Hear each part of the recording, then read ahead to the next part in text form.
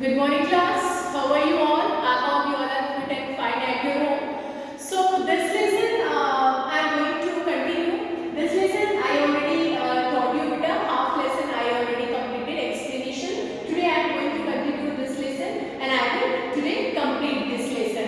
Okay. So परिश्रम और विश्राम जिसमें अभी तक हमें जाना है बेटा कि जो गांधी जी के ऊपर बेस है, ठीक है, उन्होंने अपने कर्म को लेकर इस पे स्पेशली प्रकाश डाला गया है।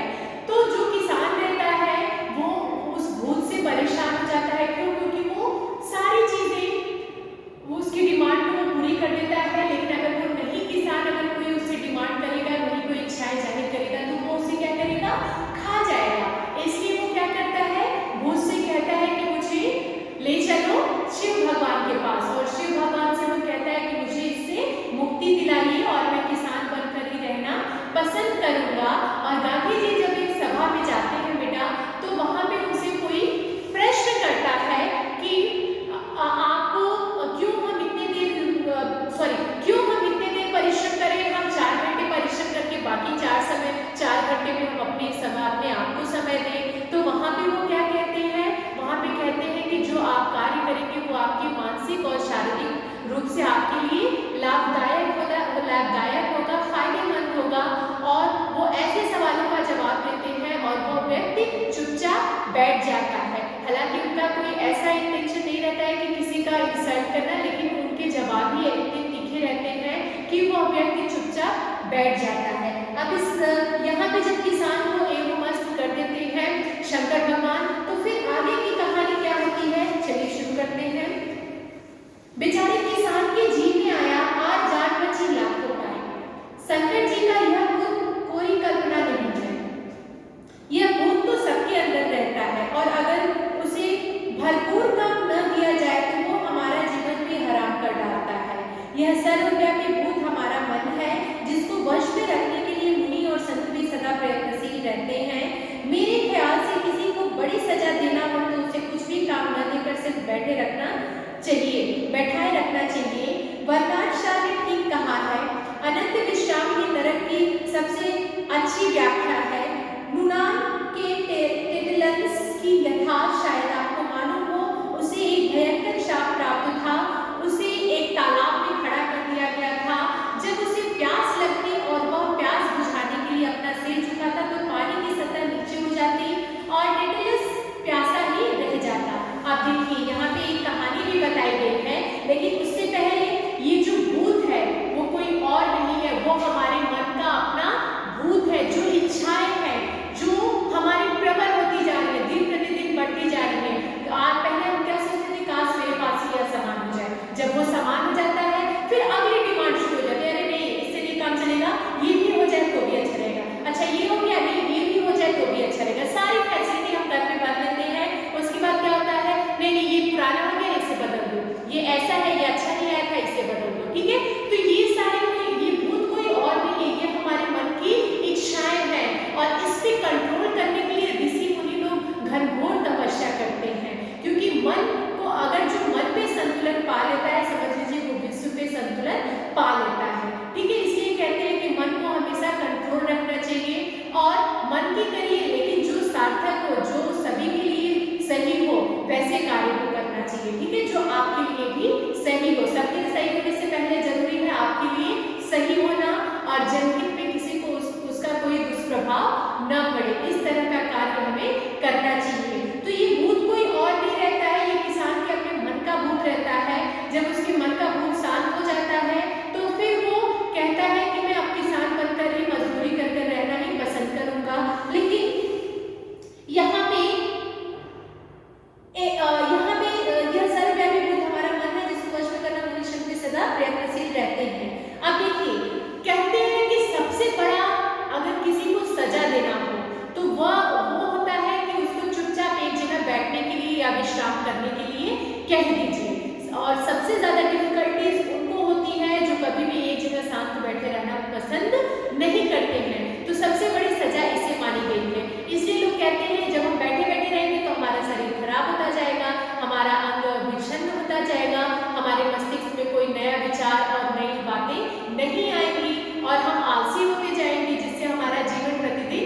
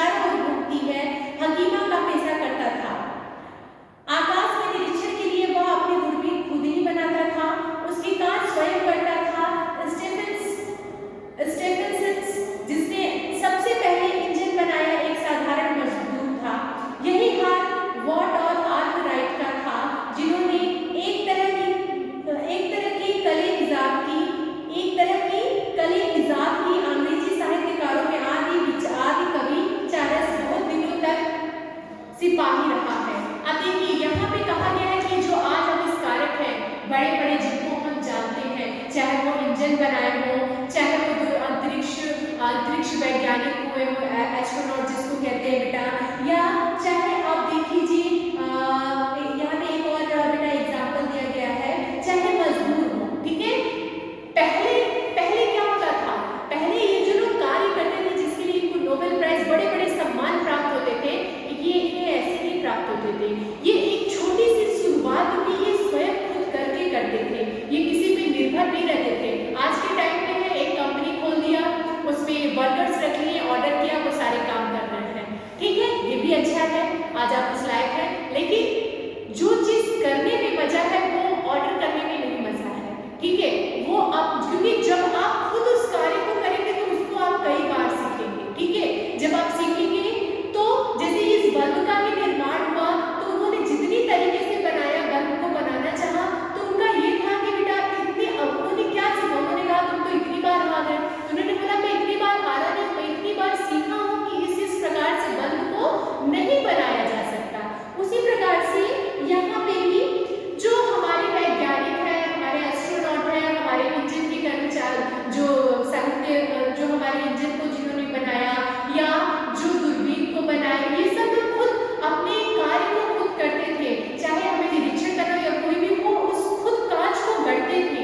अभी क्या है कि अभी सारी फैसिलिटी उपलब्ध है, बस आप जाते हैं, लेते हैं मार्केट से चीजें और उस पर रिसर्च करना शुरू कर देते हैं।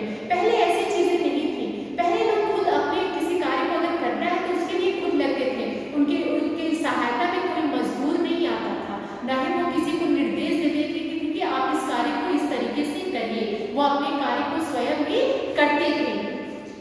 अब देखिए बेटा, यहाँ पे जो साहित्यकार है और कवि को यहाँ पे इन्होंने बताया है कि कवि चार्ल्स बहुत दिनों तक, अंग्रेजी साहित्यकारों में आदि कवि चार्ल्स बहुत दिनों तक सिपाही रहा है, ठीक है, वो सिपाही रहा है। वो सिपाही क्यों रहा है, वो अपनी रचनाओं को रचने में, लिखने में खुद में ही व्यस्त था। बेकन एक प्रख्यात व्यस्त वकील था।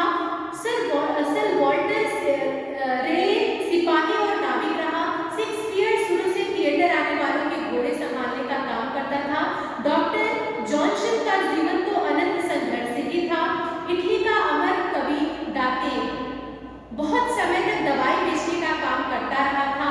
संसार के प्रसिद्ध चित्रकारों, शिल्पियों व संगीतज्ञों की जिंदगी इसी तरह की रही है। वे अपने व्यस्त और संघर्ष भरे जीवन में अवकाश की कुछ घड़ियों का सदुपयोग करके ऊंचे से ऊंचे कलाकार बन गए हैं। श्रम और संघर्ष से ही मनुष्य की सभी शक्तियों का विकास होता है और चैन की बंसी बजाकर नहीं। बात सही है।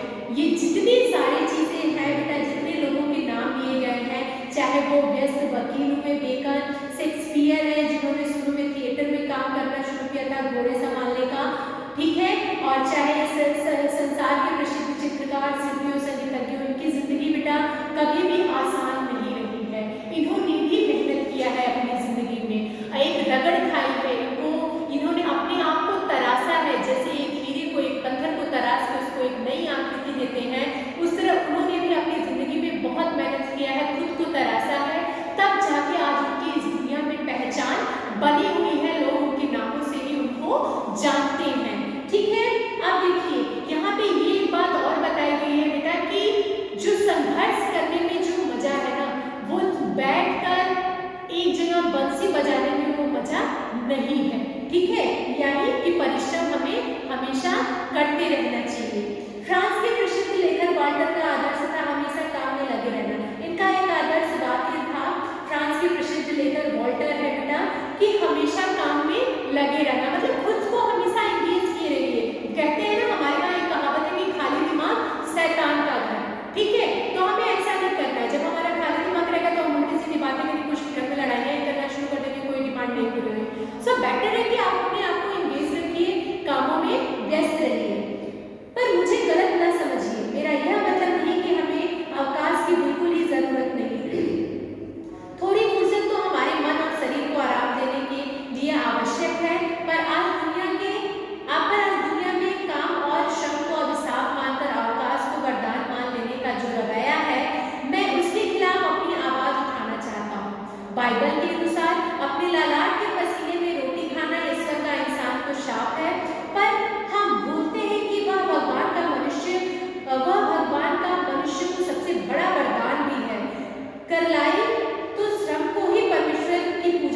मानता है। अब देखिए बेटा, यहाँ पे करलाइल जो है वो श्रम को ही क्या कहते हैं ना, कर्म ही पूजा है, ठीक है। तो श्रम को ही वो क्या मानते हैं, वो परमेश्वर की पूजा मानते हैं, ठीक है। और मनुष्य को यहाँ पे सबसे बड़ा इंसान माना जाता है, इस पृथ्वी पे सबसे अच्छा सजीव माना जाता है। क्यों? क्योंकि इसको भगवान ने वो हर एक चीज प्रदान की है, सिवाय मृत्यु के और सिवाय किसी का जिंदगी लेने के और मृत्यु किसी की जिंदगी खत्म करने की और जिंदगी देने के अलावा भगवान ने उसे एक अच्छा दिमाग दिया है। वो चाहे तो उसका सदुपयोग करे चाहे दुरुपयोग करे। दुरुपयोग करने में हमारा और हमारे समाज का विनाश हो जाएगा, इसलिए हमें सदुपयोग करना चाहिए। इसीलिए लोग कहते हैं कि हमें हर किसी व्यक्ति से सीखना चाहिए, या प्रकृति में जितनी भी चीजें उपस्थित हैं हमें उनसे हमेशा सीख लेनी चाहिए, क्योंकि वो हर एक चीजें अपने आप में एक अद्भुत है। अब देखिए, और सच बात तो यह है कि जो लोग अधिक अवकाश की मांग करते हैं वे काम से घृणा नहीं करते, बल्कि जिस तरह का काम उन्हें करना पड़ता है उनसे उन्हें दिलचस्पी नहीं। एक मिल मजदूर अपने श्रम में क्यों कर रस लेगा, उसे तो बस फलों को देखकर करनी और अपनी मजदूरी प्राप्त करनी, इसके अलावा ना तो उसे कोई जानकारी है न जिज्ञासा है। मशीनों की कर्कश आवाज से, गर्मी से, मिल की दूषित वायु से वो घबरा कर उठता है। रोजाना एक सा काम करते रहने में वो व्याकुल उठता है, उसकी नसें तनने लगती हैं, उनका दिमाग चक्कर खाने लगता है, उसका दिल उदास रहने लगता है। फिर वो बेचारा आफत का मारा संकट घंटे काम करने की और अधिक वेतन की मांग करने की प्रयास न करे तो क्या करे। बात सही है, किसी को डेली एक ही काम दे दिया जाए कि डेली तुम किसी मशीन में, होता भी है, वो करते भी है, नो डाउट, लेकिन अभी क्या है, हर एक प्रोफेशन अपने आप में बेस्ट है, ठीक है। तो अभी किसी एक मजदूर को दे दिया है कि डेली तुमको ये फल इसी मशीन पे डालना है, इसका रस निकाल के पैक करना है, ठीक है। तो वो उस कार्य को करने में उसको एक दिन अच्छा लगेगा, 2 दिन अच्छा लगेगा, जल्दी से ज्यादा 1 महीने अच्छे लगेंगे, या 1 साल 6 महीने इतना अच्छा लगा, फिर वो क्या करेगा, फिर उस काम से वो उब जाएगा, ठीक है। वो चाहेगा हम कुछ अलग काम करें, ठीक है। तो ये उसके मन का भूत होता है। फिर वो क्या करने लगेगा, अलग अलग डिमांड करने लगेगा, मुझे इसकी तनख्वाह बढ़ाइए। क्यों? क्योंकि उसको बैठे बैठे वो काम करना है, वो उससे उब जा रहा है, वो उसमें कुछ नया सीख नहीं रहा है। इसलिए जब लोग अपने घर में या अपने गांव की छोटी सी दुकान में काम करते थे, उन्हें अपनी छोटी सी मशीन, चरखा या करघा का भेद मालूम रहता था। जो चीज वे तैयार करते थे उसकी पूरी जिम्मेदारी करनी होती थी। अपने माल की तैयारी में उन्हें आनंद और संतोष का अनुभव होता था। अपने परिश्रमालय में भी वे खुली हवा में शांति की कार्य करते थे। 12-12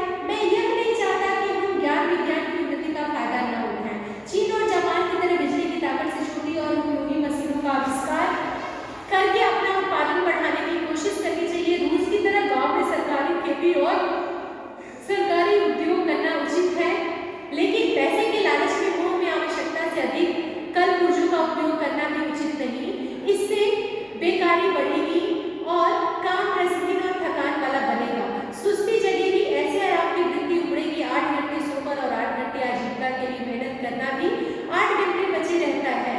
इन 8 में हम चाहे जो कर सकते हैं, 24 घंटे में 8 घंटे की फुर्सत कम नहीं, 35% 1/3।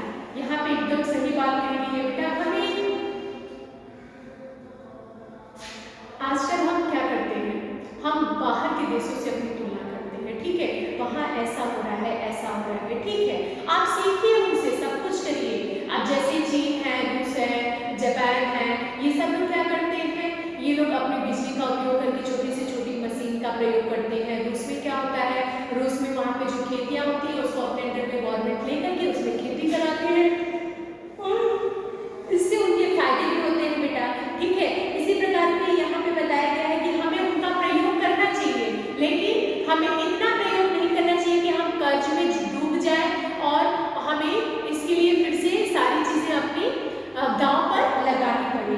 फिर यहाँ पे क्या है कि हमें 24 घंटे मिलते हैं एक दिन में, ठीक है, उस 24 घंटे को चाहे हम सोकर गुजारें, चाहे हम उसका उपयोग करके गुजारें। 8 घंटा हमारे शरीर को आराम देने के लिए बहुत है और 8 घंटे से कम तो हमें मेहनत करनी नहीं चाहिए। बाकी 8 घंटे में आप अपने बचे हुए कार्य को करें, मतलब हमें हमेशा अपने कार्य, अपने शरीर को आराम देने के अलावा बचे जो हमारे 12 घंटे बेटा, उसमें 16 घंटे उसको हमें उसका सदुपयोग करना चाहिए, ना कि हमें उसे सोकर अमीरों की तरह पैसा उठाकर ऑर्डर कर उसे बर्बाद करना चाहिए, ऐसा नहीं करना चाहिए। आज अमीरों के अवकाश ही अवकाश है और गरीबों को काम ही काम है, इसलिए अवकाश इस बात की है कि मजाज की समाज की वर्तमान आर्थिक व्यवस्था को जड़ से बदला जाए, तभी सबको श्रम और विश्राम उचित मात्रा में मिल सकेगा। फिर अवकाश का मोह नहीं रहेगा, दिन भर हजामत बनाने की नौबत भी नहीं आएगी। इसलिए कहा गया है कि अब आप देखते होंगे नियम में बन गया है कि 8 घंटे से ज्यादा किसी से कोई परिश्रम नहीं करवा सकता, मतलब कि आपकी जो ड्यूटी है वो सिर्फ 8 घंटे ही रहेगी, ठीक है। अब बाकी कुछ सेक्टर्स होते हैं जिसमें वो लोग एक्स्ट्रा काम करते हैं, मैं उनकी बात नहीं कर रही हूँ, लेकिन जो सरकारी कामकाज होते हैं उसको निर्धारित कर दिया गया है कि क्योंकि अमीर लोग क्या करते थे, वो लोग अपने आराम के लिए दिन भर मजदूरों से काम करते, क्या उनकी अपनी पर्सनल लाइफ नहीं होती है, क्या उनकी अपनी फैमिली नहीं होती है, क्या उनके अपने बच्चे नहीं होते जिनको उन्हें समय देना, तो क्या उनका अपना खुद का जीवन नहीं होता है जिसको उन्हें समय देना पड़ता है।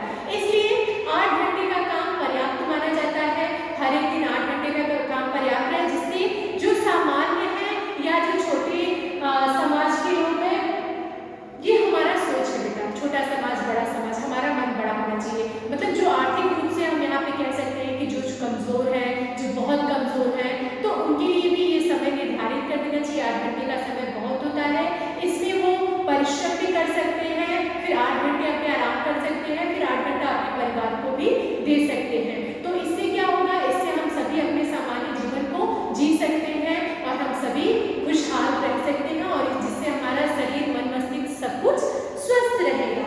ये श्रीमद् नारायण ने बहुत अच्छी एक निबंध लिखी है, इससे काफी कुछ सीखने को मिल रहा है। आज आप इस लेसन को फिर से, जितना मैंने पढ़ाया बेटा, आप इसको फिर से शुरू से एक बार रीड करेंगे, फिर आप इसके जो शब्दार्थ मैंने कहे थे, जिन बच्चों ने अभी भी नहीं लिखा है, इस लेसन का पहले लेसन नंबर लिखिए, फिर लेसन का नाम लिखिए, राइटर का नाम लिखिए, फिर आप एक पेज पे शब्दार्थ लिखिए, फिर आपको नेक्स्ट क्लास में बेटा पीडीएफ भेजी जाएगी। आज का जो आपका टास्क है बेटा, आज के इस लेसन को आपको ध्यान से रीड करना है, बिल्कुल शांत जगह माहौल में, और इससे काफी कुछ आपको सीखना भी है, और इसके शब्दार्थ को आज आपको लर्न भी करना है। So in the next class I will send you the PDF, and this is your last lesson from your annual syllabus. Now your Hindi second syllabus is बेटा fully completed. So अब मैं revision की ओर बढ़ रही हूँ धीरे धीरे, तो अब आपको नेक्स्ट क्लास में हिंदी सेकंड की PDF आपको सेंड की जाएगी। इस क्लास में लेसन नंबर 22